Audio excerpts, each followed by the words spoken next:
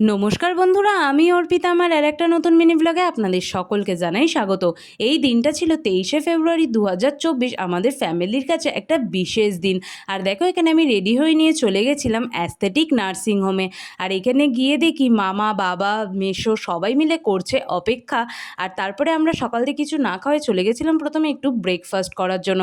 দেন আমরা ব্রেকফাস্ট করে নিয়ে চলে আসি। আর আজকের বিশেষ দিনটা ছিল আমার মাসির ডেলিভারি ডেট। তার জন্য সবাই ভীষণ এক্সাইটেড ছিলাম আর ভীষণ নার্ভাসও ছিলাম যাতে সব কিছু ঠিকঠাকভাবে হয়ে যায়।